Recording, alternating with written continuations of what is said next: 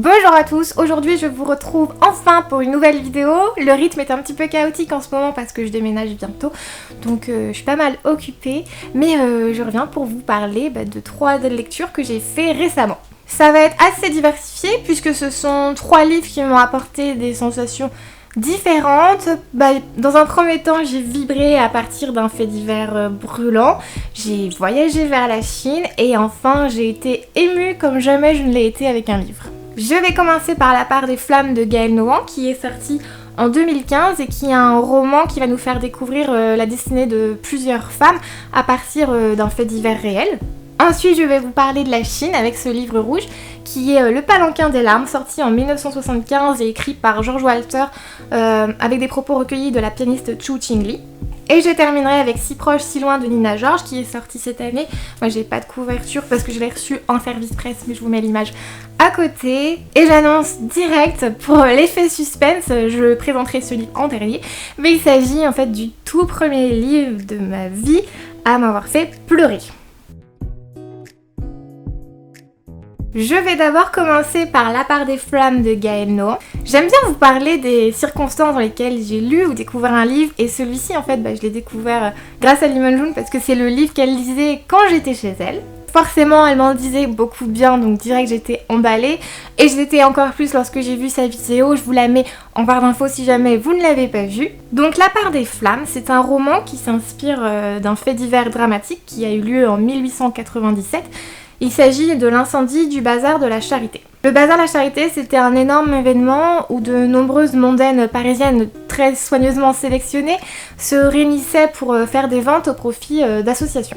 À cause d'un accident, un énorme incendie va s'abattre sur le bazar de la Charité. Il y aura plus de 120 morts, plus de 400 blessés, mutilés, brûlés, et puis forcément parmi la grande majorité de ces personnes mortes et blessées, il y a surtout des femmes de la haute société parisienne.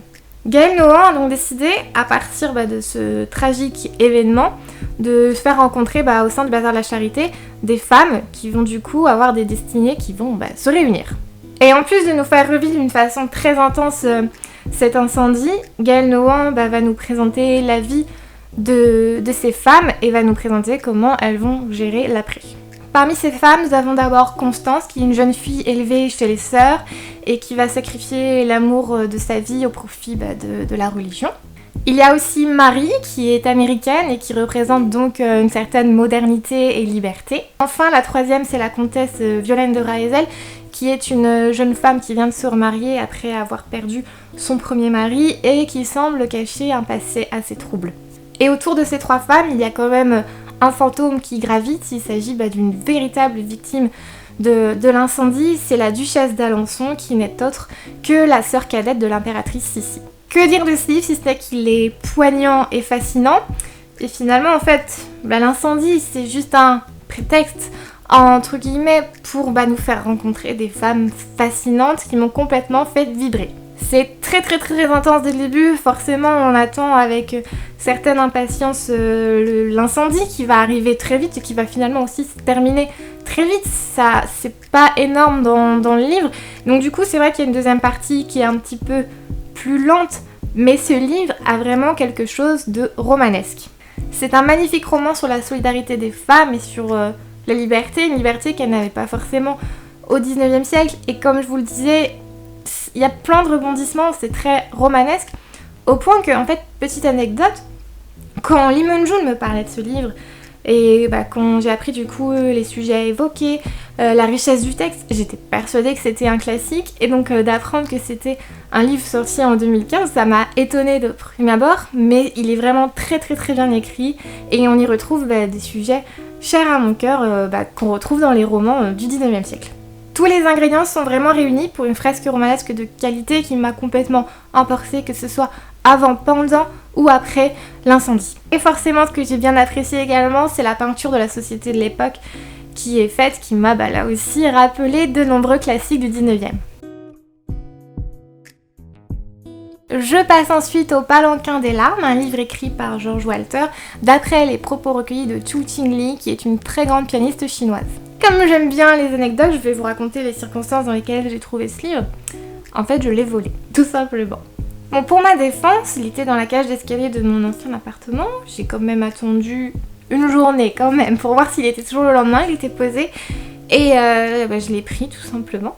Je ne sais pas du tout s'il était destiné à quelqu'un d'autre, mais en tout cas, si par hasard le propriétaire de ce livre est devant cette vidéo, je m'en excuse, mais sache qu'il est entre de très bonnes mains et que je suis l'apprécier à sa juste valeur. Et je suis quand même satisfaite de ce petit acte de délinquance, puisque j'ai bien aimé ce livre, j'ai appris plein de choses. En fait, le Palanquin des larmes, c'est un véritable témoignage sur l'asservissement des femmes sous l'époque du règne de Mao Tse-tung. Du coup, on est au XXe siècle.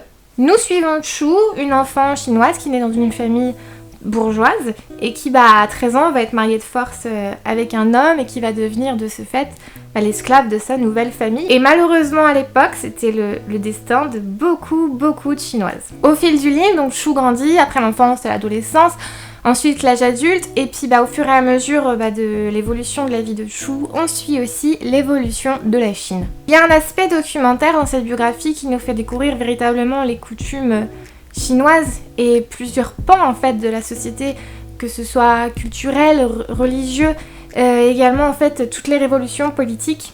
Et c'est ce que j'ai aimé avec ce livre, j'ai véritablement l'impression d'apprendre plein de choses sur un pays que finalement je ne connaissais très peu. J'ai découvert des choses qui peuvent paraître horribles alors qu'elles sont très proches en termes de période de notre époque. L'aspect politique et l'image des femmes y sont décrits avec tellement de réalisme que j'ai l'impression d'avoir affaire à un fantastique cours d'histoire qui était pas du tout barbant. Bon, c'est vrai qu'il y a des parties très historiques, mais c'est fascinant, j'ai appris plein de choses. Je me perdais un petit peu des fois dans les détails politiques, mais justement ça m'a forcé à aller faire des recherches et ça faisait longtemps que je n'avais pas eu une soif d'apprendre comme ça avec un livre. Ce livre, c'est un beau témoignage d'humilité et de courage de cette toute jeune chinoise qui a fini par devenir l'une des plus grandes pianistes du monde. Cette biographie a été adaptée en film, malheureusement je ne pourrais même pas vous dire vraiment ce que j'en pense parce que je l'ai même pas regardé en entier. C'est très rare que j'abandonne des films, mais je n'accrochais pas du tout, je retrouvais pas l'essence du livre. Donc non, je ne peux pas vous dire ce que vaut le film, mais bon, en général si j'abandonne un film, c'est que c'est pas bon signe. Nous passons au dernier livre de cette sélection avec Si proche, si loin de Nina George. Un récit très émouvant où l'on suit le personnage d'Henry Skinner qui vient de sombrer dans le coma. Au chevet d'Henry Skinner, il y a son fils Sam, 13 ans, qu'il n'a jamais rencontré, et il y a également Edwina qui est son amour perdu. Ce livre va nous faire découvrir des personnages peu ordinaires et les récits vont osciller entre souvenirs, rêves, pensées et réalité. Ceci jusqu'au lâcher-prise final, c'est un très beau voyage poétique entre la vie et la mort. Surtout, ce n'est pas larmoyant du tout et c'est justement très réaliste et très juste. Il ne va pas se passer énormément de choses en fait dans ce livre. On est vraiment dans les pensées et dans les souvenirs et dans les rêves des personnages. On ne sait pas forcément ce qui va être vrai, mais ce que j'aime, c'est que ça laisse place à une imagination assez dingue. Et je vous l'avais déjà dit dans une vidéo, il ne m'est jamais arrivé de pleurer en lisant un livre.